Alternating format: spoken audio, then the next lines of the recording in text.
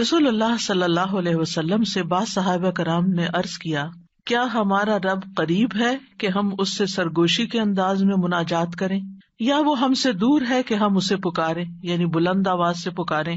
اس سوال کے جواب میں یہ آیت نازل ہوئی، وَإِذَا سَأَلَكَ عِبَادِي عَنِّي فَإِنِّي قَرِيب، اور جب تجھ سے میرے بندے میرے بارے میں پوچھیں تو آپ ان کو بتا دیں کہ میں قریب ہوں۔ اس آیت میں اللہ سبحانہ وتعالیٰ نے عبادی کہہ کر اپنے بندوں پر خاص رحمت ظاہر کی ہے، اور پھر اپنے قریب ہونے کا ذکر کر کے دعا کرنے کی ترغیب دی ہے۔ یعنی اللہ سبحانہ وتعالیٰ ہمیں اپنے بندے کہہ کے پکار رہا ہے، میرے بندے، ہم سب اسی کے بندے ہیں۔ اور پھر یہ بھی بتا دیا کہ انی قریب، میں قریب ہوں، دور نہیں ہوں تم سے، تم جب چاہو مجھے پکار سکتے ہو۔ ابو موسیٰ اشعری کہتے ہیں کہ ایک سفر میں ہم رسول اللہ صلی اللہ علیہ وسلم کے ساتھ تھے۔ جب ہم کسی وادی میں اترتے تو لا الہ الا اللہ اور اللہ اکبر کہتے اور ہماری آوازیں بلند ہو جاتی، تو نبی صلی اللہ علیہ وسلم نے فرمایا، اے لوگو، اپنی جانوں پر رحم کرو، کیونکہ تم کسی بہرے یا غائب کو نہیں پکار رہے، وہ تو تمہارے ساتھ ہی ہے، بے شک وہ سننے والا اور تم سے بہت قریب ہے، اس کا نام برکتوں والا ہے اور اس کی عظمت بہت ہی بڑی ہے۔ تو اللہ سبحانہ وتعالی قریب ہے، اس کو ہم چاہیں تو دل ہی دل میں پکاریں، سرگوشیوں کے انداز میں پکاریں یا اونچی آواز میں پکاریں، وہ ہر حال میں سنتا ہے، اور جب وہ سنتا ہے تو جواب بھی دیتا ہے اور ہماری دعائیں قبول بھی کرتا ہے۔ اس لیے ہمیں اس کو قریب محسوس کر کے اس سے دعائیں کرتے رہنا چاہیے۔ تو وہ دعا کی قبولیت کے اعتبار سے قریب ہے، دعا کو سننے کے لحاظ سے قریب ہے، اپنے علم کے اعتبار سے سب لوگوں کے قریب ہے، اور خاص طور پر عبادت کرنے والوں اور پکارنے والوں کے قریب ہے۔ یعنی اس کا قرب دو طرح کا ہے، ایک عام قرب ہے جو سب کے لیے ہے، اور ایک خاص قرب ہے جو اس کے خاص بندوں کے لیے ہے، اور وہ خاص بندے جو عبادت گزار ہیں، جو اس کا ذکر کرتے ہیں، جو اس کے شکر کرنے والے ہیں۔ تو اللہ سبحانہ تعالیٰ ان کی دعاؤں کو قبول کرتا ہے، ان کی مدد کرتا ہے اور انہیں نیک کاموں کی توفیق عطا کرتا ہے۔ یہاں پر آپ دیکھ رہے ہیں کہ فَإِنِّي قریب کہہ کے بندے اور رب کے درمیان کوئی فاصلہ نہیں رکھا گیا اس اعتبار سے کہ کوئی اور واسطہ ہو۔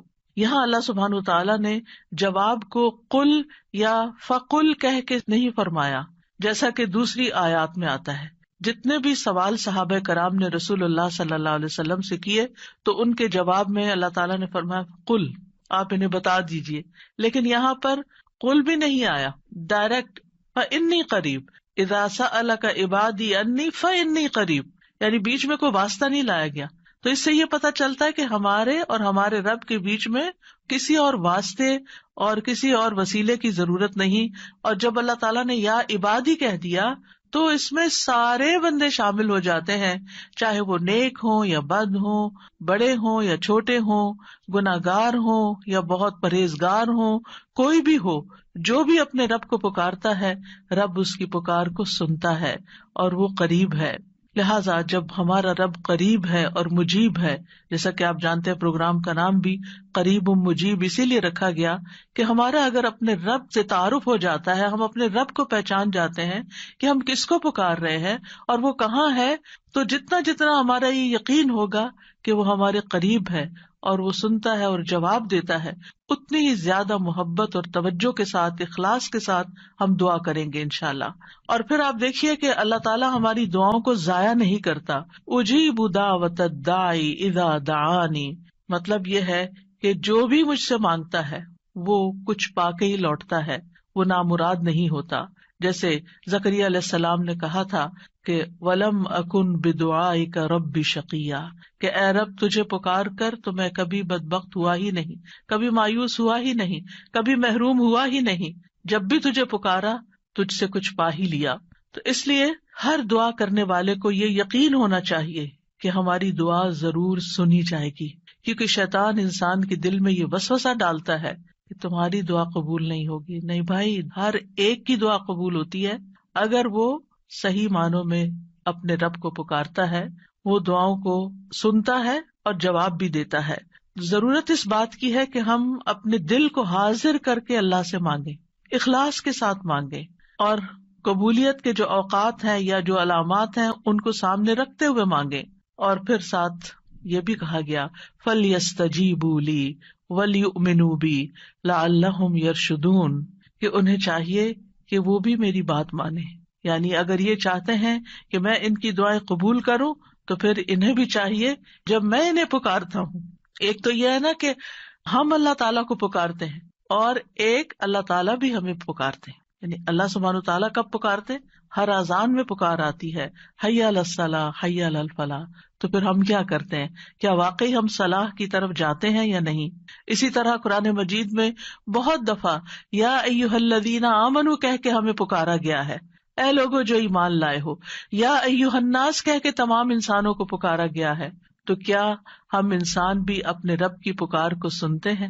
کیا ہم بھی جواب دیتے ہیں؟ کیا ہم بھی اس کی طرف بڑھتے ہیں؟ اور پھر یہ کہ وَلْيُؤْمِنُوا بِي، چاہیے کہ وہ مجھ پر ایمان لائیں، چاہیے کہ وہ میری بات مانیں. لَعَلَّهُمْ يَرْشُدُونَ، شاید کہ وہ سیدھی راہ پا جائیں. رسول اللہ صلی اللہ علیہ وسلم نے فرمایا تم میں سے ہر ایک کی دعا قبول کی جاتی ہے جب تک کہ کوئی گناہ یا قطع رحمی کی دعا نہ کرے، بشرطے کہ جلدی بھی نہ کرے. پوچھا گیا یا رسول اللہ وہ جلدی کیا ہے؟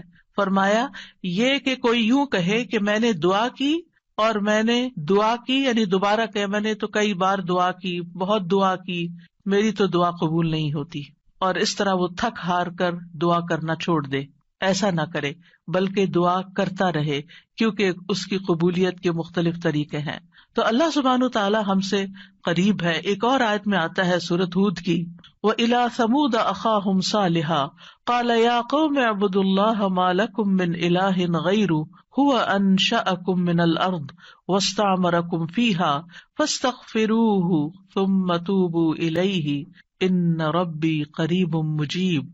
اور سمود کی طرف ان کے بھائی صالح کو بھیجا، اس نے کہا اے میری قوم اللہ کی عبادت کرو، اس کے سوا تمہارا کوئی معبود نہیں، اسی نے تمہیں زمین سے پیدا کیا اور تمہیں اس میں آباد کیا، سو اس سے بخشش مانگو، پھر اس کی طرف پلٹ آؤ، یقیناً میرا رب قریب ہے، قبول کرنے والا ہے.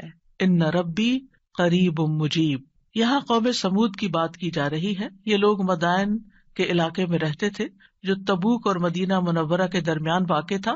صالح علیہ السلام نے اپنی قوم کو ایک طرف اللہ سبحانہ تعالیٰ کی عبادت کی دعوت دی، توحید کی دعوت دی کہ صرف وہی تمہارا معبود ہے جس نے تمہیں پیدا کیا، جس نے تمہیں زمین میں آباد کیا، لہٰذا تم شرک سے اجتناب کرو، صرف اللہ کی طرف رجوع کرو.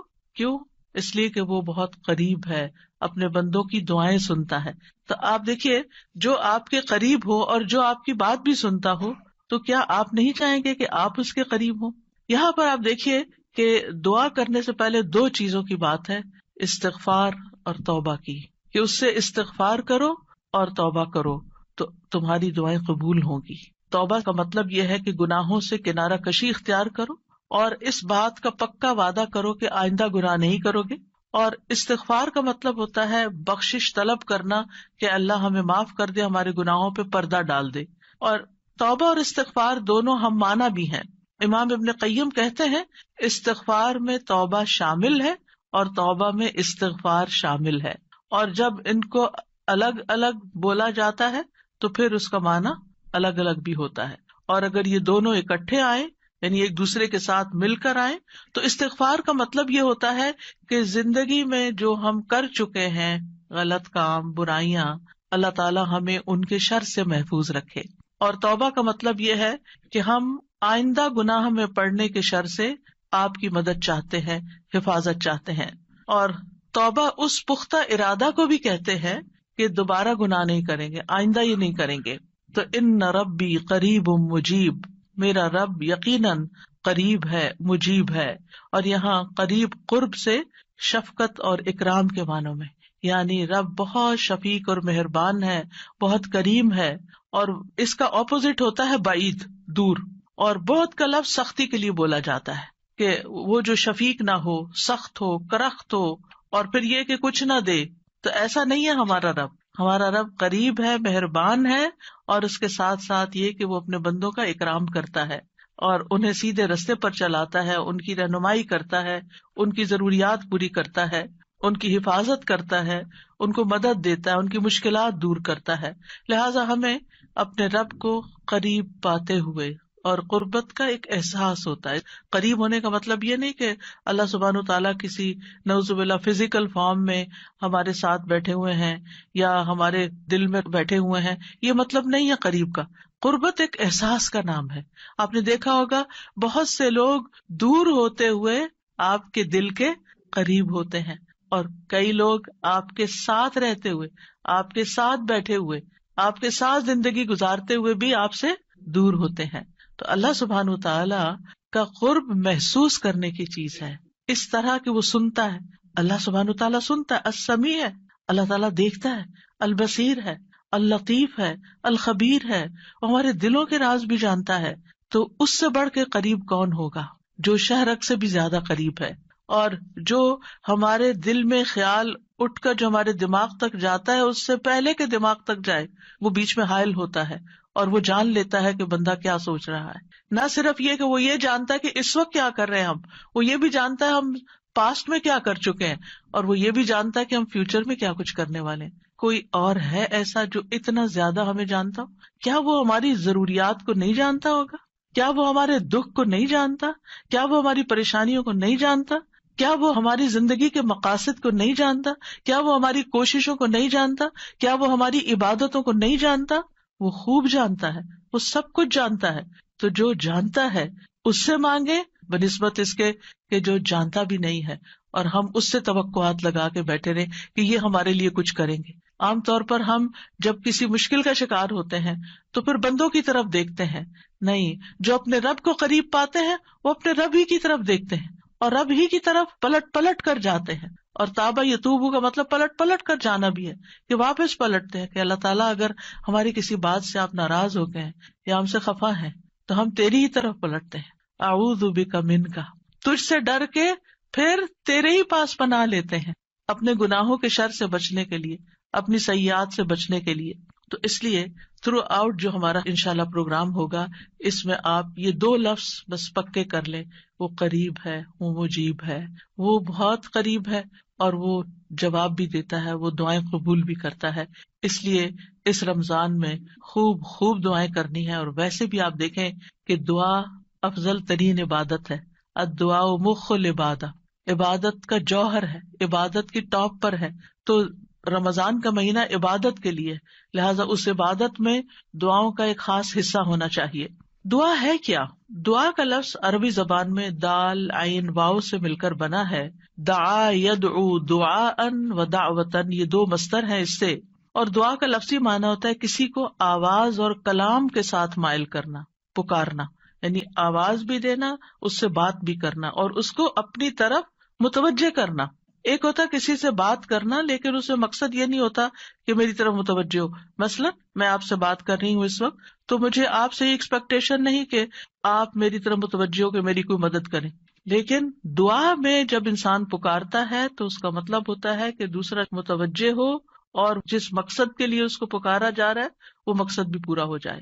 عربی میں کہتے ہیں دعوت اللہ، میں نے اللہ کو پکارا، یعنی میں نے سوال کرتے ہوئے، اللہ تعالیٰ کی طرف عاجزی کرتے ہوئے، جو خیر ہے اس کے پاس اس میں رغبت رکھی اور اس رغبت کو طلب کرنے کے لیے اس کو پکارا، یعنی اس رغبت کے ساتھ اس کو پکارا.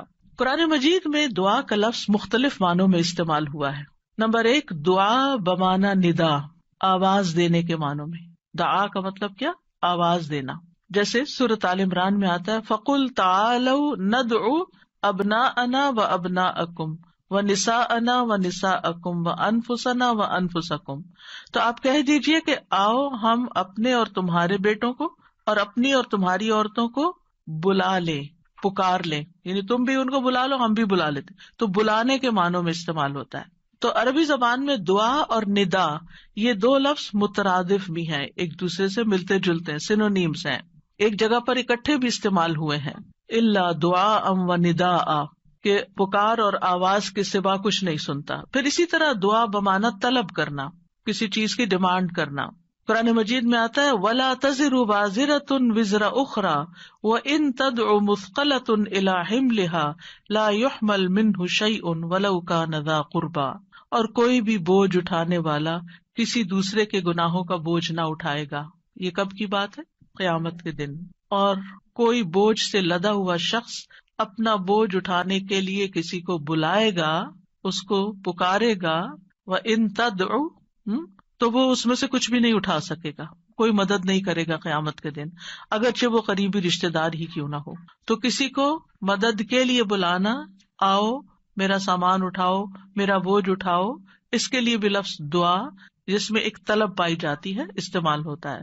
اسی طرح دعا کا لفظ بمعنی قول، بات کے بھی استعمال ہوتا ہے۔ قرآن مجید میں آتا ہے فَمَا كَانَ دَعْوَاهُمْ إِذْ جَاءَهُمْ بَأْسُنَا إِلَّا أَن قَالُوا إِنَّا كُنَّا ظَالِمِينَ، جب ان کے پاس ہمارا عذاب آیا تو ان کا قول اس کے سوا کچھ نہ تھا کہ وہ کہنے لگے بے شک ہم ہی ظالم تھے۔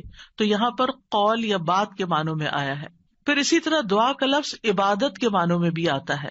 سورۃ کہف میں نوجوانوں کا جو قصہ آتا ہے جس میں وہ اب ایمان کو بچانے کے لیے غار کی طرف جا رہے تھے، تو اللہ تعالیٰ نے ان کے بارے میں فرمایا وَرَبَطْنَا عَلَىٰ قُلُوبِهِمْ إِذْ قَامُوا فَقَالُوا رَبُّنَا رَبُّ السَّمَاوَاتِ وَالْأَرْضِ لَن نَّدْعُوَ مِن دُونِهِ إِلَٰهًا لَقَدْ قُلْنَا إِذًا شَطَطًا، اور ہم نے ان کے دلوں کو مضبوط کر دیا جب وہ اٹھ کھڑے ہوئے تو کہنے لگے ہمارا رب تو آسمانوں اور زمین کا رب ہے، ہم ہرگز اس کے سوا کسی الہ کو نہیں پکاریں گے، یعنی اس کی عبادت نہیں کریں گے، اور اگر ہم ایسا کریں تو یقیناً ہم نے ناانصافی کی بات کی۔ تو دعا بمعنی عبادت۔ پھر اسی طرح پانچواں معنی قرآن مجید میں دعا بمعنی فریاد کرنا، طلب کرنا، فریاد کرنا، اور اس میں وَإِن كُنتُمْ فِي رَيْبٍ مِّمَّا نَزَّلْنَا عَلَىٰ عَبْدِنَا فَأْتُوا بِسُورَةٍ مِّن مِّثْلِهِ وَادْعُوا شُهَدَاءَكُمْ، اگر تمہیں اس قرآن میں شک ہے جو ہم نے اپنے بندے پر نازل فرمایا تو اسی طرح کی ایک سورت تم بھی بنا لاؤ اور اللہ کے سوا اپنے گواہوں مددگاروں کو بھی بلا لو، فریاد کرو کہ وہ آئے اور تمہاری مدد کریں، یعنی مدد کے لیے پکارنا، یہ معنی ہے۔ پھر اسی طرح دعا بمعنی کسی چیز کی ترغیب دینا، یعنی کسی چیز کی طرف دعوت دینا۔ نوح علیہ السلام نے اپنی قوم کو پکارا تھا، قال رب انی دعوت قومی لیلا ونہارا، اس نے کہا ہے میرے رب بے شک میں نے اپنی قوم کو رات اور دن پکارا، ان کو دعوت دیتا رہا دین کی طرف، اپنے رب کی طرف۔ اور اس میں معنی عبادت کا بھی ہے کہ اللہ کی عبادت کرو تو عبادت کی دعوت میں ان کو دیتا رہا۔ پھر اسی طرح دعا بمعنی منسوب کرنا، نسبت دینا، ادعوہم لآبائہم، ان بچوں کو ان کے حقیقی باپوں کی نسبت سے پکارو، یعنی ادعوہم کا مطلب ہے کہ ان کو اپنے باپوں کی طرف ہی منسوب کرو، جن کے وہ بچے ہیں باپ کا نام نہیں بدلو۔ اور آٹھواں معنی ہے سوال کرنا، دعا بمعنی سوال، جیسے بنی اسرائیل نے موسیٰ علیہ السلام سے کہا قالوا ادع لنا ربک یبین لنا ما ہی، انہوں نے کہا تم اپنے رب سے ہمارے لیے دعا کرو۔ تو یہ جو دعا ہے یہ بمعنی سوال ہے، یعنی مانگو کہ وہ ہمارے لیے بیان کر دے کہ وہ گائے کس طرح کی ہو۔ تو قرآن مجید میں یہ دعا کا لفظ مختلف معنوں میں استعمال ہوا ہے، لیکن دعا کا عمومی شرعی معنی کیا ہے؟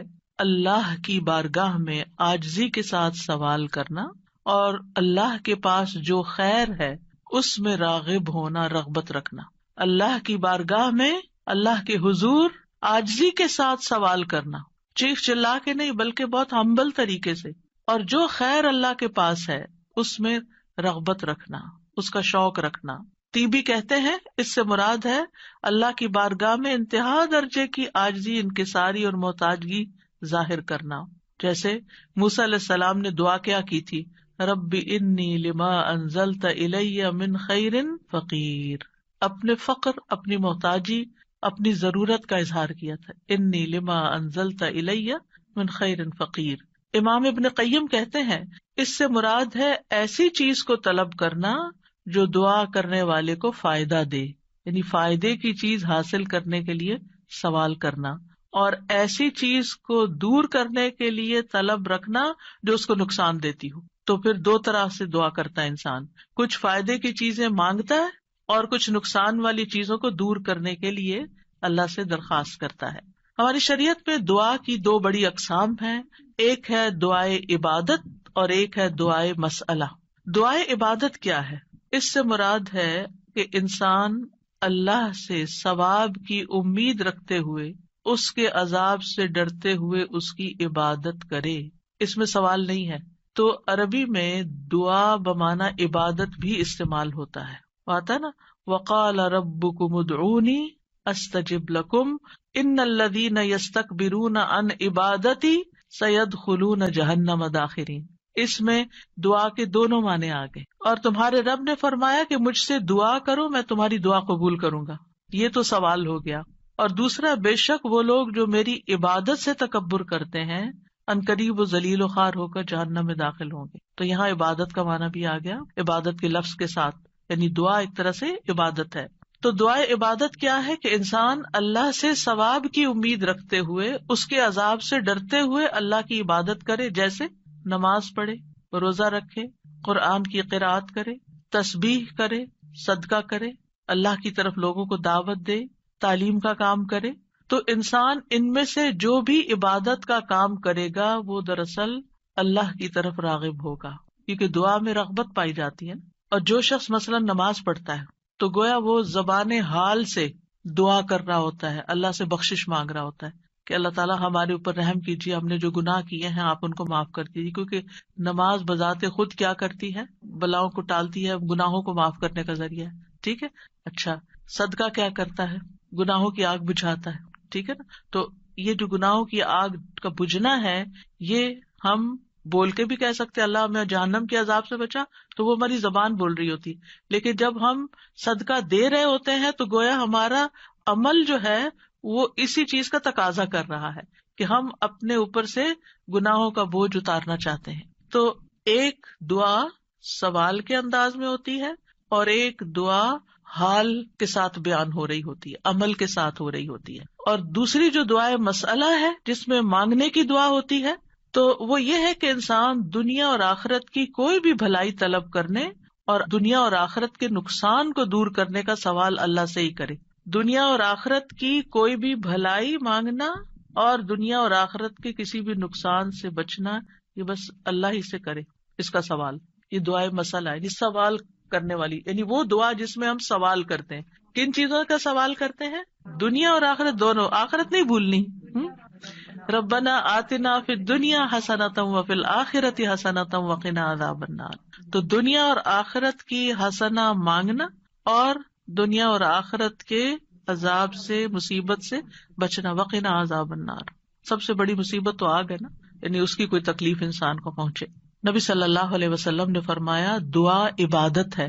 قال الدعاء هو العبادۃ قال ربکم ادعونی استجب لکم.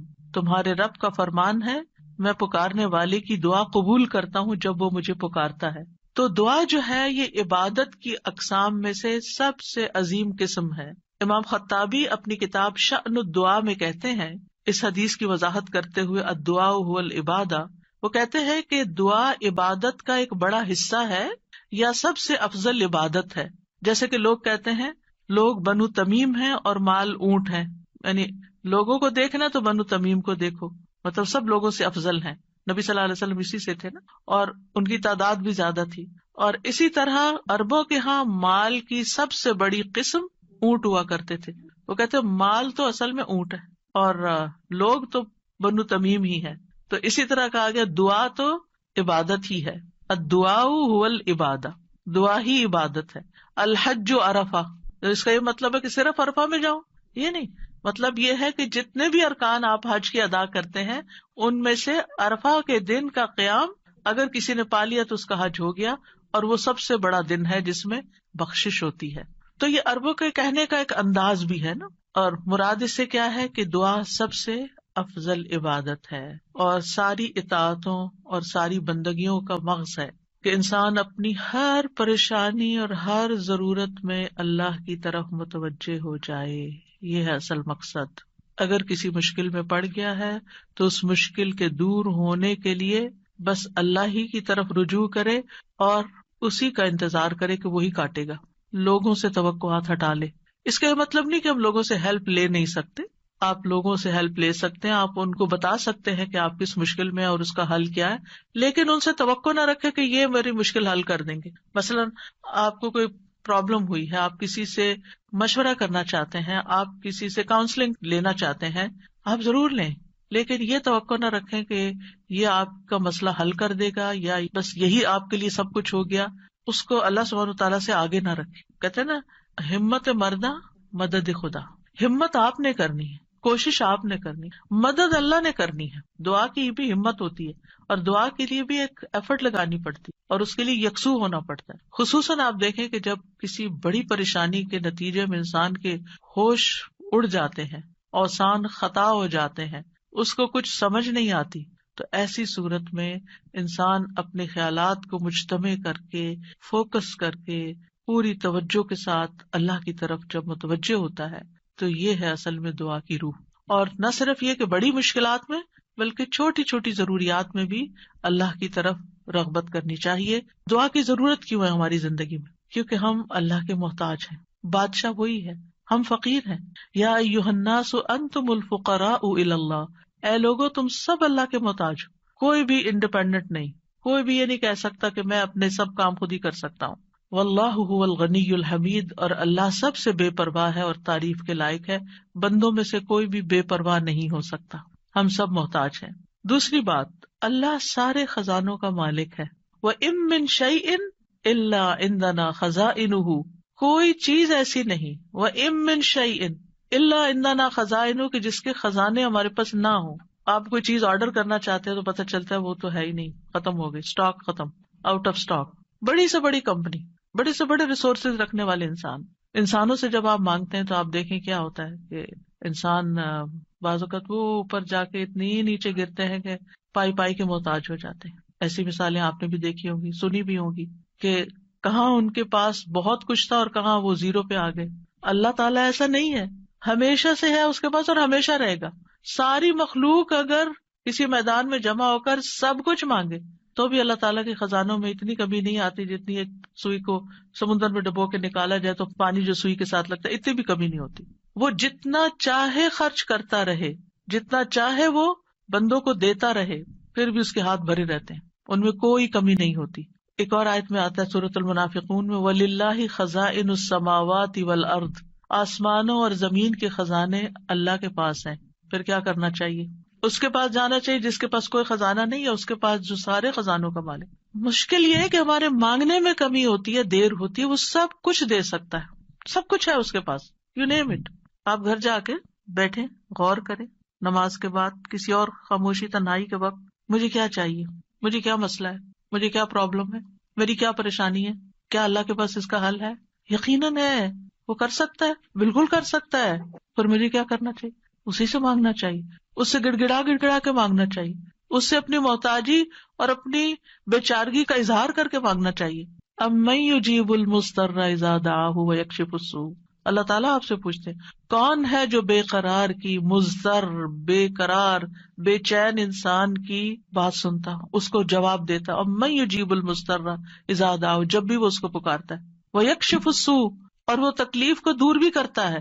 ایسا نہیں کہ وہ صرف سن رہا ہے، اس نے وہ تکلیف دور بھی کر دینی ہے. اور آپ کہیں گے بس اتنی سی بات تھی، میں اس کو اتنا پہاڑ بنائے ہوئی تھی، اپنی زندگی کا بہت بڑا مسئلہ بنائے ہوئے تھی، اور اللہ تعالیٰ کے لیے بس اتنی سی بات تھی. میرے مانگنے میں کمی تھی، اس کے پاس نہیں کمی. ہماری دعا میں کمی ہے، ہمارے اخلاص میں کمی ہے، اس کے دینے میں کمی نہیں ہے. اس طرح پکارا کرے نا کہ اللہ تعالیٰ آپ تو دے کر کسی کمی کا شکار نہیں ہوتے، لیکن میری کمی پوری ہو جائے گی. پھر آپ دیکھیں ہر بھلائی دینے اور ہر تکلیف دور کرنے پہ قادر ہے. سورۃ الانعام میں آتا ہے وَإِن يَمْسَسْكَ اللَّهُ بِضُرٍّ فَلَا كَاشِفَ لَهُ إِلَّا هُوَ وَإِن يَمْسَسْكَ بِخَيْرٍ فَهُوَ عَلَى كُلِّ شَيْءٍ قَدِيرٌ. اگر اللہ تجھے کوئی تکلیف پہنچائے تو اس کے سوا کوئی دور کرنے والا نہیں، اور اگر وہ تجھے کوئی بھلائی پہنچائے تو وہ ہر چیز پر پوری طرح قادر ہے. وہ سب کچھ کر سکتا ہے، وہ قادر ہے. نہ آپ کی کوئی خیر اور بھلائی کو لے جا سکتا ہے، کیونکہ عام طور پہ ہم وہم کا شکار رہتے ہیں کہ اگر میری اس نعمت کا کسی کو پتہ چل گیا تو پھر کیا ہوگا، شاید وہ نظر ہی لگ جائے اور نعمت چھن ہی جائے. ہر وقت اس وہم کا شکار رہنا دراصل اپنے آپ کو ٹارچر کرنا ہے. نہیں، وَإِن يَمْسَسْكَ بِخَيْرٍ، اگر اللہ نے آپ کو کوئی خیر دی ہے، فَهُوَ عَلَى كُلِّ شَيْءٍ قَدِيرٌ، وہ ہر چیز پہ قادر ہے، وہ آئندہ بھی دیے رکھے گا. اس نے اس لیے تھوڑی دی ہے کہ بس ایک بندہ کوئی دیکھے اس چیز کو اور بس وہ واپس لے لے، وہ ایسا نہیں کرتا. ایک روایت میں آتا ہے کہ ایک شخص نے رسول اللہ صلی اللہ علیہ وسلم سے پوچھا، اے اللہ کے رسول، آپ کن چیزوں کی دعوت دیتے ہیں؟ یعنی آپ کی دعوت کیا ہے، آپ کیا بتاتے ہیں لوگوں کو، آپ کیا سکھاتے ہیں؟ آپ نے فرمایا، میں اس اللہ کی طرف دعوت دیتا ہوں جو اکیلا ہے، وہ اللہ کہ جب تم پر کوئی مصیبت آتی ہے اور تم اسے پکارتے ہو تو وہ تم سے تمہاری مصیبت دور کر دیتا ہے. یہ اللہ کا تعارف. جب آپ کے بچے آپ سے پوچھیں اللہ کون ہے تو آپ کیا بتاتے ہیں؟ یہ بڑے بڑے لفظ بولتے ہیں نا. یہ دیکھیں یہاں پر کیا بولا گیا, اتنے سمپل. آپ بچے کو کہہ سکتے ہیں اللہ وہ ہے جو تمہیں کھانا دیتا ہے, اللہ وہ ہے جو تمہیں فلاں چیز دیتا ہے, تمہیں ماما بابا دیے ہیں. جو جو بچے کی ضرورت ہوتی ہے ایج کے حساب سے, آپ اس اعتبار سے بچے کو اللہ کا تعارف کرا سکتے ہیں ان چیزوں کے ساتھ جو نظر آتی ہیں اور جو اس کی پسند کی ہیں کہ وہ ہے اللہ. پھر آپ نے فرمایا کون ہے اللہ, کہ جب تم کسی بیابان اور جنگل میں راستہ بھول جاؤ اور تم اس سے دعا کرو تو وہ تمہیں واپس پہنچا دیتا ہے. اور صرف جنگل بیابان نہیں, اب تو خیر GPS وغیرہ کی سہولت موجود ہے, اس کے باوجود بھول جاتے ہیں نا, اس کے باوجود غلط ٹرن لے لیتے ہیں, کبھی پہلے اور کبھی بعد میں. GPS فریز ہو جاتے ہیں, نیٹ چلا جاتا ہے, روڈ میپ ختم ہو جاتا ہے, کئی مسائل ہیں. تو کبھی بھی راستہ بھولیں تو ہم پہلی بات یہ سوچیں کہ اللہ سے دعا کرتے ہیں اللہ راستہ دکھا دے. راستہ بھولنے پر مجھے کبھی ٹینشن نہیں, میں ہمیشہ سوچتی ہوں اللہ پہنچا دے گا, ہو جائے گا, کوئی مسئلہ نہیں. اللہ کے تو علم ہے نا. میں تو کہتی ہوں کہ آپ کو پتا ہے نا کہاں ہے, بس وہاں لے جائیں. ہمیں نہیں پتا, آپ کو تو پتا ہے نا. تو جب آپ اللہ سے مانگتے ہیں, کبھی لاڈ پیار سے, کبھی اس کی کسی صفت کا واسطہ دے کر, کبھی اپنی عاجزی محتاجی ظاہر کر کے, تو وہ ضرور سنتا ہے. پھر فرمایا وہ ذات کہ جب تم قحط سالی میں مبتلا ہوتے ہو اور تم اس سے دعا کرتے ہو تو وہ تم پر پیداوار ظاہر کر دیتا ہے, یعنی تمہاری پیداوار اگا دیتا ہے زمین سے. یہ ہے اللہ, یہ اللہ کا تعارف. پھر آپ دیکھیے کہ ہم کیوں اللہ سے مانگے, کیونکہ زمین و آسمان کی ساری مخلوق اللہ ہی سے مانگتی ہے, تو ہم کیوں نہ مانگے. آپ غور کیجئے ذرا اس بات پر, یسألہ من فی السماوات والارض کل یوم ھو فی شأن, اسی سے مانگتا ہے جو کوئی آسمانوں اور زمین میں ہے, ہر دن وہ ایک نئی شان میں ہے, اسی سے مانگ رہا ہے. ہر کوئی جو آسمانوں اور زمین میں ہے, ہر کوئی. کون کون ہے آسمانوں اور زمین میں؟ آسمانوں میں فرشتے ہیں جن کو ہم جانتے ہیں, زمین پر انسان اور جنات ہیں, اس کے علاوہ جو اور مخلوقات ہیں, وہ ساری مخلوق اللہ سے مانگ رہی ہے. اگر ساری مخلوق اللہ سے مانگتے اور ہم کسی اور سے مانگنا شروع کر دیں, غیر اللہ سے مانگے, تو کتنی حماقت والی بات ہے نا. اللہ نے عقل اسی لیے دی تھی کہ ہم اللہ ہی کو نہ پہچانے. تو اللہ سبحانہ تعالیٰ سے سوال کرنے کے اعتبار سے 4 طرح کے لوگ ہیں. امام ابن تیمیہ کہتے ہیں پس تمام آسمانوں اور زمین کے لوگ اللہ سے سوال کرتے ہیں تو ان کے 4 درجات بن جاتے ہیں. پہلی قسم, کچھ وہ لوگ ہوتے ہیں جو نہ ہی اللہ کی عبادت کرتے ہیں نہ ہی اس سے مدد طلب کرتے ہیں, حالانکہ اللہ نے ان کو پیدا کیا, ان کو رزق دیا, ان کو عافیت دی. تو یہ کون ہے؟ نہ اللہ کی عبادت نہ ہی اس سے دعا, کچھ بھی نہیں, کوئی تعلق نہیں. دوسری قسم کے وہ لوگ ہوتے ہیں جو اللہ سے مدد طلب کرتے ہیں تو وہ ان کی مدد کر دیتا ہے, لیکن وہ اللہ کی عبادت نہیں کرتے, عبادت نہیں کرتے. ہاں جب کوئی مسئلہ پیش آتا ہے تو پھر کیا کرتے ہیں, پھر دعا کر لیتے ہیں. ایسے لوگ آپ نے دیکھے ہوں گے, نماز نہیں, روزہ نہیں, صدقہ خیرات کچھ نہیں, ہاں کوئی مشکل پیش آئے تو پھر اللہ سے دعا کرتے ہیں. تیسری قسم کے کچھ وہ لوگ ہوتے ہیں جو اللہ کی عبادت اور اطاعت طلب کرتے ہیں, لیکن نہ ہی اس سے مدد مانگتے نہ اس پہ توکل کرتے. نماز روزہ کر لیں گے, دعا نہیں کرتے, کہتے ہیں اللہ کو پتہ ہی ہے نا کیا چاہیے, اب مانگنا کس لیے. نہیں, اللہ تعالیٰ خود فرماتے وقال ربکم ادعونی, تمہارا رب کہتا ہے مجھ سے دعا کرو, تو کیوں نہ دعا کریں, ہمیں دعا کرنی ہے. چوتھی قسم کے وہ لوگ ہوتے ہیں جو اللہ کی عبادت بھی کرتے ہیں اور اس سے دعا بھی کرتے ہیں, اس سے مدد بھی طلب کرتے ہیں. تو اللہ تعالیٰ اپنی عبادت اور اطاعت پر ان کی مدد کرتا ہے, جیسے ہم کہتے ہیں ربی اعنی علی ذکرک و شکرک و حسن عبادتک, تو اللہ تعالیٰ مدد بھی فرماتا ہے. اب ہم اپنے آپ کو دیکھیں کہ ہم کون سی کیٹیگری میں فال کرتے ہیں, ہم کہاں ہیں. کیا ہم ان لوگوں میں ہیں جو عبادت بھی کرتے ہیں اور دعا بھی کرتے ہیں, تو یہ ٹاپ کلاس کے لوگ ہیں, اور باقی اللہ تعالیٰ کے حق میں کمی کوتاہی کرتے ہیں. تو ہمیں دعا کرتے رہنا چاہیے, اللہ تعالیٰ کو پکارتے رہنا چاہیے, ہر ضرورت میں, ہر مقصد میں, ہر پریشانی میں, ہر دکھ میں, ہر بیماری میں, ہر موقع پر, ہر چیز کے لیے, چھوٹی سے چھوٹی چیز کے لیے, بڑی سے بڑی چیز کے لیے اللہ ہی سے مانگنا چاہیے, کیونکہ وہ دے کر احسان نہیں جتاتا, وہ دے کر شرمندہ نہیں کرتا, وہ دے کر ہم سے واپس نہیں مانگتا, وہ بغیر شرط کے دیتا ہے, غیر مشروط دیتا ہے. وَإِذَا سَأَلَكَ عِبَادِي عَنِّي فَإِنِّي قَرِيبٌ أُجِيبُ دَعْوَةَ الدَّاعِ إِذَا دَعَانِ فَلْيَسْتَجِيبُوا لِي وَلْيُؤْمِنُوا بِي لَعَلَّهُمْ يَرْشُدُونَ. تو ہمیں مانگتے رہنا چاہیے کیونکہ وہ قریب ہے, وہ مجیب ہے. اللہ سبحانہ وتعالیٰ اپنے بندوں کو خود فرماتا ہے کہ اللہ سے اس کے فضل کا سوال کرو, یہ اللہ کا حکم ہے. سورۃ النساء میں آتا ہے وَاسْأَلُوا اللَّهَ مِن فَضْلِهِ، اور اللہ سے اس کے فضل کو مانگو کہ اللہ اپنا فضل فرما. فضل کیا ہوتا ہے؟ جو ہم ڈیزرو نہیں کرتے، نہ اپنی عبادت کی وجہ سے، نہ کسی محنت کی وجہ سے، نہ کسی قابلیت کی وجہ سے، نہ کسی ہنر کی وجہ سے. ہم ڈیزرو نہیں کرتے لیکن آپ دے سکتے. ہم پھر بھی آپ سے مانگتے ہیں، چاہے ہم اس قابل نہیں لیکن پھر بھی آپ سے مانگتے. آپ ہمیں عطا کیجیے. اور اللہ تعالیٰ کو یہ بات پسند ہے کہ بندے اس سے مانگیں، کیونکہ بندے کو جب کسی چیز کی ضرورت ہوتی ہے نا اور وہ اس کو اللہ تعالیٰ سے مانگتا ہے تو وہ اللہ تعالیٰ کے ساتھ کنیکٹ ہو جاتا ہے، اللہ تعالیٰ کو یاد کرتا ہے، اس کے سامنے اپنی حالت کا اظہار کرتا ہے، اپنا دکھ، اپنا شکوہ، اپنا غم، اپنا رنج، اپنی پریشانی اس کو سناتا ہے، جو سن کر آگے نشر نہیں کرتا. جب ہم بندوں کے سامنے اپنی کسی پریشانی کا ذکر کر دیتے ہیں تو بعض اوقات کیا کرتے ہیں، وہ آگے بیان کر دیتے ہیں اور یوں آپ کے راز کھل جاتے ہیں، آپ کا مرتبہ اور مقام لوگوں کی نگاہ میں گر جاتا ہے. کچھ لوگ آپ سے حسد کرنے لگتے ہیں، کچھ لوگ آپ کی تکلیف پہ خوش ہوتے ہیں. تو اس لیے ہمیں اللہ سبحانہ تعالیٰ کے سامنے ہی اپنے رنج اور دکھ کی فریاد رکھنی چاہیے. اللہ تعالیٰ اپنے بندوں کو ہر چیز کو اسی سے مانگنے کا حکم دیتا ہے. اب ہر چیز میں کیا ہے؟ صحیح مسلم کی روایت ہے، ابو ذر غفاری رضی اللہ عنہ کہتے ہیں کہ نبی صلی اللہ علیہ وسلم اپنے رب تبارک و تعالیٰ سے روایت کرتے ہیں کہ بے شک اللہ تعالیٰ فرماتا ہے، اے میرے بندو تم سب گمراہ ہو سوائے اس کے جسے میں ہدایت دوں، پس تم مجھ سے ہدایت مانگو میں تمہیں ہدایت دوں گا. نمبر 1 دعا کیا ہونی چاہیے؟ ہدایت کی. دن کی ہر رکعت میں ہم اہدنا الصراط المستقیم مانگتے ہیں. ہر کام میں ہمیں گائیڈنس چاہیے، ہمیں کلیرٹی چاہیے، چاہے دین کا کام ہو چاہے دنیا کا کام. ہر چیز میں ہمیں صحیح راستہ، صحیح اسٹریٹجیز اختیار کرنے کی ضرورت ہوتی ہے، تب وہ کام ہو پاتا ہے. اور اس طرح ساری کنفیوژن بھی دور ہو جاتی، ساری پریشانی بھی دور ہو جاتی کہ میں نے اللہ سے دعا کر لی، اللہ تعالیٰ آپ مجھے صحیح طریقہ بتا دے، مجھے اس کام کو کیسے لے کے چلنا ہے. تو ہر موڑ پر، ہر کام میں ہمیں ہدایت کی ضرورت ہوتی ہے. تو اہدنا الصراط المستقیم. پھر فرمایا، اے میرے بندو تم سب بھوکے ہو سوائے اس کے جسے میں کھلاؤں، تو تم مجھ سے کھانا مانگو میں تمہیں کھانا کھلاؤں گا. سبحان اللہ. سب سے بڑی ضرورت ہدایت کے بعد انسان کی کیا ہے؟ کھانا، جو اس کو دن میں کئی بار کھانا پڑتا ہے. اور انسان سب سے زیادہ پریشان بھی اس کے لیے ہوتا ہے، اور مال کا سب سے بڑا حصہ بھی اسی پہ خرچ ہوتا ہے.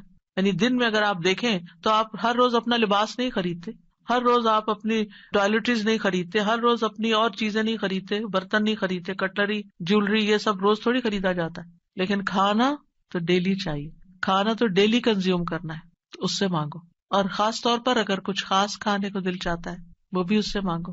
نیوٹریشیس چاہیے، ہولسم چاہیے، صحت مند چاہیے، کیونکہ ساری بیماریاں ہی کھانے سے پیدا ہوتی ہیں. یعنی کھانا مانگو، صرف یہ نہیں کہ ہے نہیں، بلکہ اچھا کھانا مانگو تو اللہ تعالیٰ کھلائے گا. اے میرے بندو تم سب برہنہ ہو سوائے اس کے جسے میں لباس پہناؤں، تو تم مجھ سے لباس مانگو میں تمہیں لباس پہناؤں گا. بعض اوقات انسان کو کوئی خاص چیز پہننے کو دل چاہتا ہے، مانگے اللہ سے، اللہ دے گا. اے میرے بندو تم سب دن رات گناہ کرتے ہو اور میں سارے گناہوں کو بخش دیتا ہوں، تم مجھ سے بخشش مانگو میں تمہیں بخش دوں گا. کیوں اپنے اوپر بوجھ لیے پھرتے ہو؟ کتنے گناہ کر لیے، بہت لیٹ کر دیا، پتہ نہیں اب میری معافی ہوگی یا نہیں، اب میں کیا کروں؟ وہ معاف کر دے گا، مانگ کر تو دیکھو. اے میرے بندو اگر تمہارے اولین و آخرین اور جن و انس ایک صاف چٹیل میدان میں کھڑے ہو کر مجھ سے مانگنے لگے اور میں ہر ایک کو جو مجھ سے مانگ رہا ہے وہ سب کچھ دے دوں جو وہ مانگ رہا ہے، تو میرے خزانوں میں کوئی کمی نہیں ہوگی مگر جتنی سمندر میں سوئی ڈال کر نکالنے سے کمی آتی، کچھ کمی نہیں. مانگو، اس کا تو کچھ نہیں بگڑتا، اس کا تو کچھ کم نہیں ہوتا. نبی صلی اللہ علیہ وسلم نے بھی اللہ سے مانگنے کا حکم دیا ہے. عبداللہ بن عباس کہتے ہیں ایک دن وہ رسول اللہ صلی اللہ علیہ وسلم کے پیچھے سوار تھے تو رسول اللہ صلی اللہ علیہ وسلم نے ان سے فرمایا، اے لڑکے میں تجھے چند کلمات سکھا رہا ہوں، احفظ اللہ یحفظک، تم اللہ کے احکام کی حفاظت کرو اللہ تمہاری حفاظت کرے گا. احفظ اللہ تجدہ تجاہک، اللہ کی حفاظت کرو یعنی اللہ تعالیٰ کے احکامات کی، تم اسے اپنے سامنے پاؤ گے، قریب پاؤ گے. اذا سألت فاسأل اللہ، جب تمہیں مانگنا ہو اللہ سے مانگو، جب تمہیں مانگنا ہو، کچھ بھی مانگنا ہو. وَإِذَا اسْتَعَنْتَ فَاسْتَعِنْ بِاللَّهِ، اور جب مدد چاہیے اللہ سے مدد مانگو، کسی بھی طرح کی مدد. یعنی مدد صرف مالی مدد نہیں ہوتی، یا مدد صرف ان چیزوں کی نہیں ہوتی اوپر جن چیزوں کا ذکر ہوا ہے. مدد تو ہمیں ہر کام میں چاہیے. ہم کون سی لائن اختیار کریں، کون سا پیشہ اختیار کریں، کون سی جاب لیں، کون سی نہ لیں، کیا کریں کیا نہ کریں، فلان جگہ جانا ہے جائیں یا نہ جائیں، ہر معاملے میں. اور یہ جو ہمیں استخارہ سکھا دیا گیا تو یہ بھی تو یہی ہے. اور اس استخارے میں بھی آپ دیکھیے اذا سألک عبادی انی فانی قریب اجیب دعوت الداعی اذا دعانی، اس میں بھی آپ دیکھیں بیچ میں واسطہ نہیں رہا نا. تو ہم کسی سے نہیں کہہ سکتے آپ میرا استخارہ کریں، آپ اپنے لیے خود ہی خیر مانگے. آپ صلی اللہ علیہ وسلم نے عبداللہ بن عباس سے کہا جان رکھو اگر ساری دنیا مل کر بھی تمہیں نفع پہنچانا چاہے تو تمہیں نفع نہیں پہنچا سکتی سوائے اس کے جو اللہ نے تمہارے لیے لکھ دیا، اور اگر وہ سارے مل کر تمہیں کوئی نقصان دینا چاہیں نقصان نہیں دے سکتے سوائے اس کے جو اللہ نے تمہارے لیے لکھ دیا. کتنا بڑا توکل سکھاتی ہے یہ بات. کتنی فکریں پریشانیاں دل سے اور دماغ سے بالکل آف لوڈ ہو جاتی، کچھ نہیں ہوتا، کوئی کچھ نہیں بگاڑ سکتا. ہم ڈرتے رہتے ہیں نا، کبھی فیوچر سے ڈرتے ہیں، کبھی لوگوں سے ڈرتے ہیں، کبھی کسی بیماری سے ڈرتے ہیں، کبھی بھوک فقر و فاقہ سے ڈرتے ہیں، کبھی اپنے اولاد کے بارے میں ڈر رہے ہوتے ہیں، فکر کر رہے ہوتے ہیں ان کا کیا بنے گا، ان کے ایمان کا کیا ہوگا، ان کے کھانے پینے کا کیا ہوگا، ان کے رہنے کا کیا. یہی فکریں تو ہیں ہماری جن میں ہم ڈوبے رہتے ہیں. اللہ نے ہمیں صرف ان فکروں کے لیے تھوڑی بھیجا ہے، ہمیں تو اللہ نے اپنی عبادت کے لیے بھیجا تھا. اللہ نے ہمیں بڑے کام کرنے کے لیے بھیجا، ہم نے اپنے آپ کو چھوٹی چھوٹی چیزوں میں الجھا کر بیمار کر لیا اور انہی کے اندر ہی گھومتے رہے اور انہی کی فکر کرتے رہے اور انہی کے بوجھ تلے دبے رہے. جبکہ ہمیں تو کنتم خیر امت اخرجت للناس، تم بہترین امت ہو، تمہیں تو انسانیت کے لیے پیدا کیا گیا تھا، تمہیں تو اوروں کے لیے پیدا کیا گیا تھا کہ تم خود بھی ہدایت پر اور انہیں بھی اللہ کی طرف بلاؤ. اور تم صرف اپنی ہی ذات میں کھو گئے اور صرف اپنے ہی غم لے کر بیٹھ گئے اور صرف اپنی ہی پریشانیوں میں دن رات رہے. ان سب چیزوں کو تو اللہ کے حوالے کرنے کی ضرورت ہے، وہ ٹیک کیئر کرے گا. ان تنصروا اللہ ینصرکم، اگر تم اللہ کی مدد کرو گے اللہ تمہاری مدد کرے گا، اور وہ ضرور کرے گا. تم اوروں کی فکر کرو اللہ تمہاری کرے گا. تو اس لیے ہمارے کرنے کا کام کیا، احفظ اللہ یحفظک، حفاظت چاہیے. تم اللہ تعالیٰ کے احکامات کی حفاظت کرو، جو تمہیں کہا جا رہا ہے وہ پابندی سے کرو، باقی کام اللہ کا ہے. اور پھر احفظ اللہ تجدہ تجاہک، جب تم اللہ کے بن جاؤ گے نا تو پھر اللہ کو بہت قریب پاؤ گے. پھر آپ دیکھیے کہ اللہ کے نزدیک دعا سے زیادہ کوئی چیز معزز نہیں. دعا انسان کو عزت دیتی ہے. جب انسان بندوں کے آگے ہاتھ پھیلاتا ہے تو ذلیل ہوتا ہے، اور جب اللہ سے مانگتا ہے دو ہاتھ اٹھا کے، بندوں کے سامنے تو ہم ایک ہاتھ پھیلاتے ہیں اور اللہ کے سامنے دو ہاتھ پھیلاتے ہیں. اور جب انسان اللہ سے مانگتا ہے تو اللہ اس بندے سے محبت کرتا ہے اور اس بندے کو دیتا ہے، نوازتا ہے اور عزت دیتا ہے، اپنی جناب سے دیتا ہے. اور جب بندوں سے مانگتے ہیں تو وہ کبھی دیتے ہیں کبھی نہیں دیتے، اور کبھی دے کے اذیت بھی دیتے ہیں، اور پھر احسان جتاتے ہیں، دکھ دیتے ہیں، ذلیل کرتے ہیں، بعض اوقات آپ کی انا کو مجروح کر دیتے ہیں، آپ کی عزت کو مجروح کر دیتے ہیں، آپ کو بعض اوقات بدنام کر دیتے ہیں.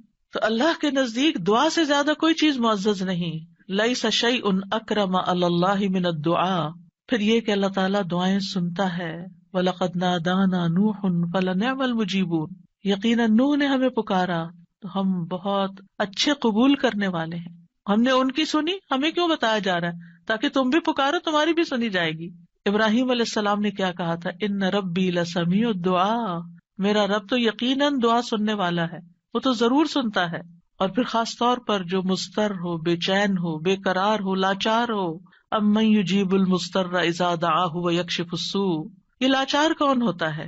ابن عباس کہتے ہیں اس سے مراد وہ شخص ہے جس کی ایسی ضرورت ہو جو اس کو مشقت میں ڈال دے، یعنی مصیبت میں پڑ جائے انسان، چاہے اندر قلبی روحانی طور پر، چاہے مالی طور پر، چاہے صحت، یعنی کسی بھی اعتبار سے جو چیز اس کو مشکل میں ڈال دے، مشقت میں. یہ لاچاری ہوتی ہے، کہتے ہیں ڈپینڈنسی جیسے ہو جاتی ہے دوسروں پر. سدی کہتے ہیں کہ اس سے مراد وہ شخص ہے جس کے پاس کوئی ہیلا چارہ قوت باقی نہ رہے، یعنی دنیا میں اس کا کوئی وسیلہ سبب نہیں رہا، تنہا رہ گیا، وہ سنتا ہے. ذنون کہتے ہیں اس سے مراد وہ شخص ہے جو اپنے تعلقات کو اللہ کے سوا سب سے کاٹ دے، بس اللہ ہی ہے میرا.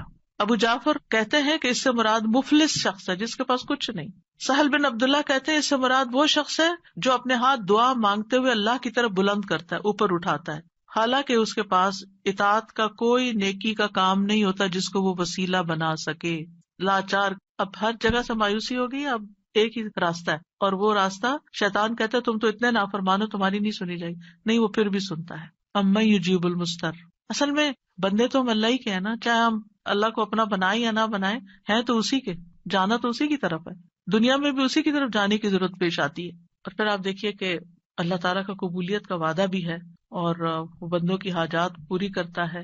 اللہ تعالیٰ خود پکارتے ہیں جب رات کا ایک تہائی حصہ بچتا ہے، آسمانی دنیا پہ نزول فرما کے اللہ تعالیٰ فرماتے ہیں کون ہے جو مجھ سے دعا کرے تو میں اس کی دعا قبول کروں، کون ہے جو مجھ سے بخشش طلب کرے تو میں اسے بخش دوں، کون ہے جو مجھ سے رزق مانگے تو میں اس کو رزق عطا کروں، کون ہے جو تکلیف دور کرنے کی درخواست کرے تو میں اس کی تکلیف دور کروں۔ اور یہ اعلان فجر کے طلوع ہونے تک ہوتا رہتا ہے۔ تو اللہ تعالیٰ پکار رہے کہ مانگو مجھ سے۔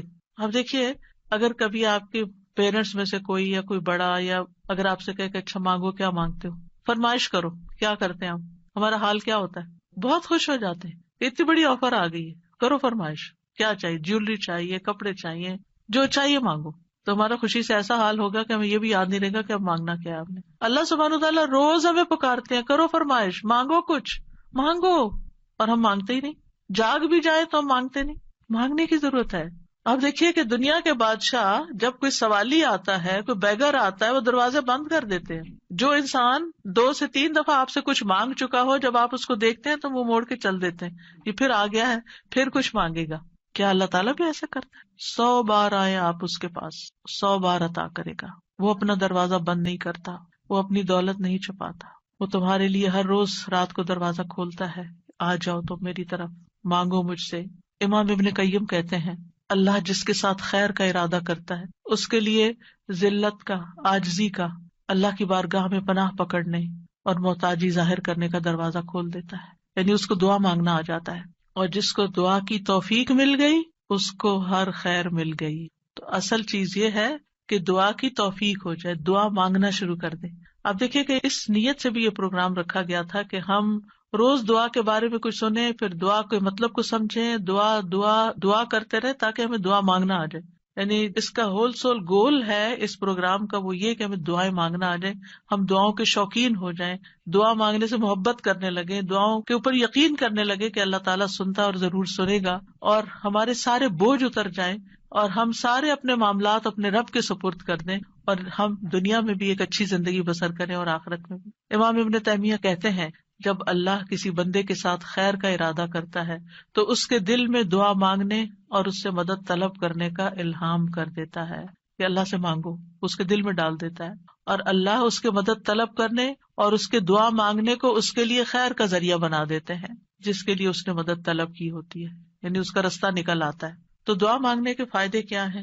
دعا ہر حال میں انسان کو فائدہ دیتی ہے۔ نمبر 1، دعا مانگ رہے ہوتے تو آپ عبادت کر رہے ہوتے ہیں، یہ اجر الگ لکھا جاتا ہے۔ اللہ تعالیٰ کی پسند کا کام کر رہے ہوتے ہیں، اللہ تعالیٰ سے کنیکٹڈ ہوتے ہیں، اور پھر یا تو دعا فوراً قبول ہو جاتی ہے، جو مانگا وہ اسی وقت مل جاتا ہے، یا پھر یہ کہ کوئی ایسی مصیبت ٹل جاتی ہے جو آنے والی تھی اور آپ کی اس دعا کی وجہ سے وہ مصیبت چلی گئی۔ رسول اللہ صلی اللہ علیہ وسلم نے فرمایا دعا فائدہ دیتی ہے اس کے بارے میں بھی جو کچھ نازل ہو چکا ہے اور اس کے بارے میں بھی جو نہیں اترا، بس اللہ کے بندو تم پر دعا کرنا لازم ہے۔ یعنی جو مصیبتیں آ گئی ہیں ان کو بھی دور کرے گی دعا، اور جو ابھی نہیں آئی اتر رہی ہیں ان کو بھی دور کر دے گی، آنے والی مشکلات کو بھی ہٹا دے گی۔ پھر یہ کہ اللہ تعالیٰ اپنے مانگنے والوں کو خالی ہاتھ نہیں لوٹاتا۔ حدیث میں آتا ہے بے شک اللہ عز و جل کو اس بات سے حیا آتی ہے کہ اس کا کوئی بندہ اس کے سامنے ہاتھ پھیلا کر کسی خیر کا سوال کرے اور وہ انہیں خالی لوٹا دے، کہ کچھ بھی نہ ڈالے اس میں، ایسا نہیں ہوتا۔ انس رضی اللہ عنہ کہتے ہیں رسول اللہ صلی اللہ علیہ وسلم نے فرمایا بے شک اللہ بڑا رحیم ہے، بڑے کرم والا ہے، اس کو اس بات سے شرم آتی ہے کہ اس کا کوئی بندہ اس کے آگے اپنے دونوں ہاتھ پھیلائے اور وہ ان دونوں میں کوئی خیر نہ ڈالے، وہ ایسا نہیں کرتا۔ جو مسلمان بھی اپنی حاجت اللہ کے آگے رکھ دیتا ہے اللہ تعالیٰ اسے ضرور نوازتا ہے، ضرور دیتا ہے۔ رسول اللہ صلی اللہ علیہ وسلم نے فرمایا جو مسلمان اپنا چہرہ اللہ کے سامنے گاڑ کر، یعنی پورے فوکسڈ طریقے سے توجہ کے ساتھ کسی چیز کا سوال کرتا ہے وہ اس کو وہ چیز ضرور عطا کرتا ہے، خواہ جلدی عطا کرے یا ذخیرہ کر کے رکھ لے اس کے لیے اگلی دنیا میں عطا کرے، لیکن ملتا ضرور ہے۔ اور پھر آپ دیکھیں اس آیت میں اللہ تعالیٰ نے کوئی شرط نہیں رکھی، یعنی جو مانگو گے میں دوں گا، یہ نہیں کہا تم یہ کر کے آنا پھر میں دوں گا، بعد میں کہا کہ ٹھیک ہے تم بھی میری بات مانا کرو، ریکمینڈیڈ ہے یہ بات، لیکن شرط نہیں ہے کہ تم نے مانی تو پھر ہی میں بھی تمہاری مانوں گا۔ اور پھر آپ دیکھیے کہ یہ ہمارا فرض بنتا ہے کہ ہم اپنی دعاؤں میں اخلاص پیدا کریں، ورنہ اللہ تعالیٰ تو ہر ایک کو نیک بد گناہگار حتیٰ کہ ابلیس کی بھی دعا قبول کر لیتا ہے۔ دعا کے سبب تقدیر بدل جاتی ہے، حدیث میں آتا ہے قضاء کو صرف دعا ہی بدل سکتی ہے، اور نیکی کے علاوہ کوئی چیز عمر کو نہیں بڑھا سکتی. نیکی کرتے جاؤ، انشاءاللہ عمر بھی لمبی ہوگی اور نیکیوں کی مزید توفیق ہوگی. دعا کی وجہ سے آزمائشیں ٹل جاتی ہیں. امام غزالی کہتے ہیں بس جان لے کہ قضاء و قدر میں سے یہ بھی ہے کہ اللہ آزمائشوں کو دعا کے ذریعے ٹال دیتا ہے. چنانچہ دعا آزمائشوں اور بلاؤں کو ٹالنے اور رحمت کے حصول کا سبب ہے، جیسا کہ ڈھال تیروں کو ٹالنے اور واپس لوٹانے کا سبب ہے. یعنی کہ جو شیلڈ ہے اس سے آپ پروٹیکٹڈ ہوتے ہیں. اور جیسے پانی زمین سے نباتات نکالنے کا سبب ہے، یعنی آپ پودا لگاتے ہیں اس میں پانی لگاتے ہیں تو اس میں سے کچھ نکل آتا ہے. جن لوگوں کے گارڈنز ہیں وہ تو یہ تجربہ کرتے ہی ہوں گے کہ جب سمر آتی ہے اور وہ ڈالتے ہیں کچھ تو پھر اس میں سے ننھی منی کونپلیں نکلتی ہیں. لیکن اگر نہیں تو میں آپ سب کو ریکمینڈ کروں گی کہ اللہ الخالق کی تخلیق کو دیکھنے کے لیے گھر میں ہی کوئی مٹی کا پاٹ رکھ لیجئے اور اس میں کوئی بیج ڈال دیجئے اور ان بیجوں کے پھوٹنے اور چھوٹی چھوٹی کونپلیں نکلنے کے عمل کو دیکھیے. آپ کو اللہ پہ اتنا پیار آئے گا، اتنی محبت آئے گی. یہ اللہ کی تخلیق کی نشانیاں ہیں نا، اور اس سے اللہ کی پہچان ہوتی ہے. انسان اللہ کے قریب ہوتا ہے، اللہ کی قدرت نظر آتی. تو اب امام غزالی کہتے ہیں کہ جیسے پانی زمین میں ڈالیں اور بیج سے کچھ نکلے گا، یہ پانی ڈالنا سبب ہے بیج پھوٹنے کا، ایسے ہی دعا سبب ہے خیر ملنے کا. مانگو تاکہ تمہیں ملے. بہت کچھ تو وہ ہمیں بن مانگے بھی دے رہا ہے، ہم نے وہ مانگا بھی نہیں ہوتا جو کچھ وہ ہمیں دیتا ہے، لیکن اس سے زیادہ اگر تم مانگو گے تو پھر والا وہ کیوں نہیں دے گا. اور پھر وہ کہتے ہیں کہ جیسے ڈھال تیر کو لوٹاتی ہے اور دونوں ایک دوسرے کی مدافعت کرتے ہیں، اسی طرح دعا اور آزمائش آپس میں زور آزمائی کرتے ہیں. آزمائش اوپر سے اتر رہی ہوتی ہے اور دعا نیچے سے چڑھتی ہے اور بیچ میں جا کے وہ ان کی لڑائی ہوتی ہے. دعا کہتی ہے واپس چلو، اس بندے پہ نہیں آنا.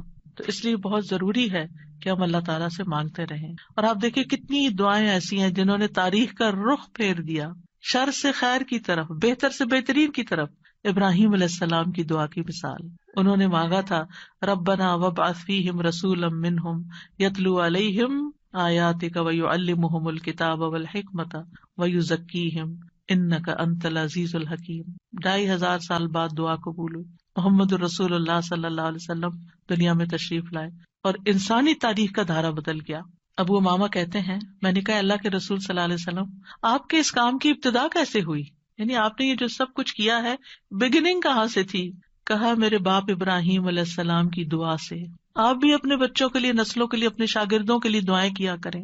معلوم نہیں ان میں سے کون آپ کی دعا کی وجہ سے کوئی ایسا خیر کا کام کر جائے جو آپ کے لیے بہترین صدقہ جاریہ بن جائے. تو دوسروں کے لیے دعائیں کرنے میں بخل سے کبھی کام نہ لیں. بعض اوقات کچھ کام ہم خود نہیں کر پاتے، نہ اس کے قابل ہوتے، نہ ہماری اتنی زندگی ہے، نہ اتنی سخت ہمت اور صلاحیت، لیکن ہم جب دوسروں کے لیے وہی دعائیں کرتے ہیں تو اللہ سبحانہ وتعالیٰ ان کے ذریعے وہ سارا ثواب اور خیر ہم تک واپس پہنچا دیتا ہے. ہم سب لوگ، انسان، باقی مخلوقات بھی نبی صلی اللہ علیہ وسلم کی آمد کی وجہ سے رحمت پاتے ہیں، آپ رحمت للعالمین ہیں، اور اس دعا کی وجہ سے دائمی خیر اور بھلائی پا رہے ہیں. پھر نوح علیہ السلام کی دعا. نوح علیہ السلام بہت مظلوم تھے، ان کی قوم دعوت دینے کی وجہ سے ان کو مارتی پیٹتی بھی تھی، پھر انہوں نے جب دعا کی تو وہ ان کی نجات کا ذریعہ بنی. عیسیٰ علیہ السلام کی دعا جو آخری زمانے میں ہوگی، جب طور میں آخری زمانے میں ایمان والے ان کے ساتھ محصور کر دیے جائیں گے تو ان کی دعا کی وجہ سے مسلمانوں کے لیے فتح ہوگی، یاجوج ماجوج کی تباہی ہوگی. ابن قیم کہتے ہیں مصیبت کو ٹالنے میں اور اپنا مقصد حاصل کرنے میں دعا قوی ترین اسباب میں سے ایک سبب ہے. یہ تمام دوائیوں سے زیادہ مفید ہے. دعا ساری دوائیوں سے زیادہ مفید ہے.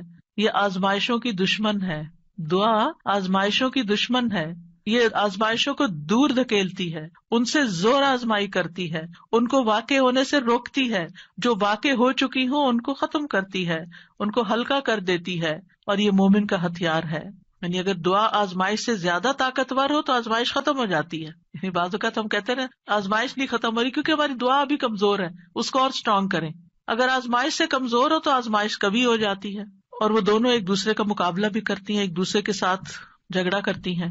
پھر یہ ہے کہ دعا ساری خیر اور بھلائی لے آتی ہے، جامع الخیر ہے. دعاؤں کے سبب بیماریاں دور ہوتی ہیں. امام ابن تیمیہ کہتے ہیں بہت سے مریض ایسے ہیں جو بغیر دوا کے صرف دعا کی وجہ سے یا دم یا دل کی مضبوطی کے ساتھ اور اچھے توکل کے ساتھ شفا پا لیتے ہیں، دوا کے بغیر ہی ٹھیک ہو جاتے ہیں. دعا سے ہم و غم دور ہوتا ہے، ڈپریشن دور ہوتا ہے، اور خاص طور پر وہ جو غم کی دعا ہے نا، وہ پڑھنی چاہیے. اللہم انی اعوذ بک من الہم والحزن. پریشانیاں دور ہوتی ہیں انسان کو دعا کی وجہ سے. وہاں سے رزق ملتا ہے جہاں سے انسان سوچ بھی نہیں سکتا, اس کا گمان بھی نہیں ہوتا. اللہ تعالیٰ کی ناراضگی دور ہوتی ہے, اور جو آدمی اللہ سے نہیں مانگتا اللہ اس سے ناراض ہوتا ہے.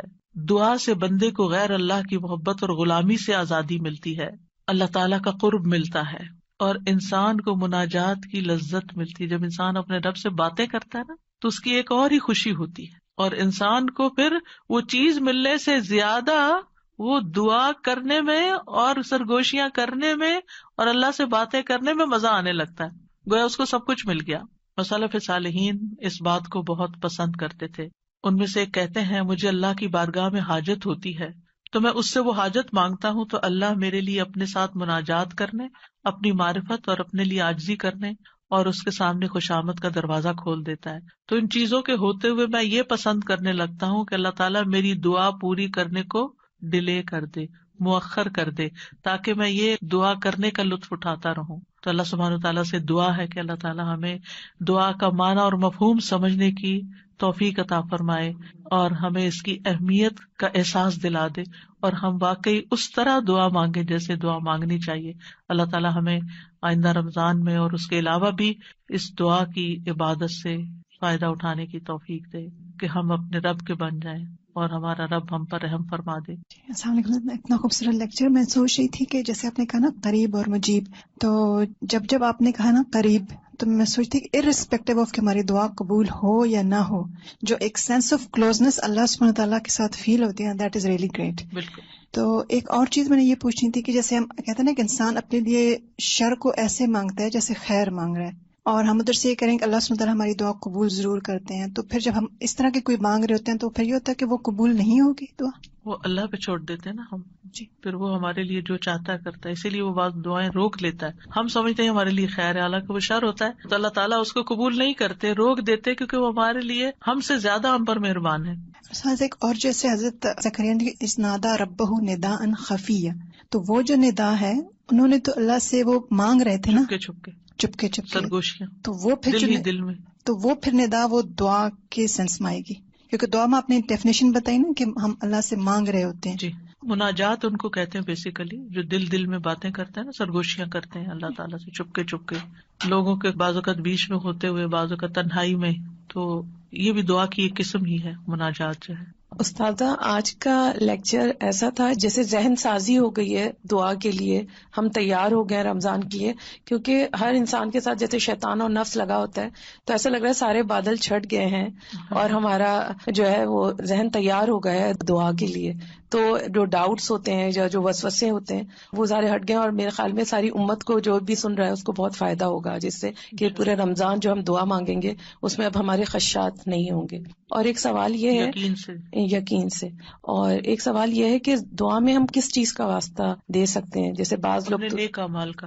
جزاک اللہ خیر. آج جو یہ بات آپ نے شیئر کی نا کہ وہ اپنی دولت نہیں چھپاتا, یہ اتنا اچھا لگا, کیونکہ ہر شخص اپنی دولت چھپا کے رکھتا ہے اور دوسرا کو شیئر نہیں کرنا چاہتا, نہ اس کے اکاؤنٹس نہ اس کی کچھ چیز. لیکن اللہ تعالیٰ کی ہر چیز ہمارے سامنے کھلی ہے, لیکن ہماری دیکھے کنجوسی کے ہمارے ہاتھ بھی جو ہے وہ نہیں آگے بڑھتے پھیلانے کے لیے, اور ہم اس طرح مانگتے بھی نہیں, اور نہ ہم اللہ تعالیٰ کی وسعت کو پہچانتے ہیں. تو جزاکم اللہ خیر, آج جو آپ نے جس طرح بیان کیا اس سے اللہ تعالیٰ کی وسعت, اللہ کی بڑائی, اور اتنی بڑائی اور عظمت کے باوجود ہم اللہ تعالیٰ کو کتنے قریب پا سکتے ہیں اپنے. جزاک اللہ خیر. وآخر دعوانا ان الحمد للہ رب العالمین. سبحانک اللہم و بحمدک, اشہد ان لا الہ الا انت, استغفرک و اتوب الیک. السلام علیکم و رحمۃ اللہ وبرکاتہ.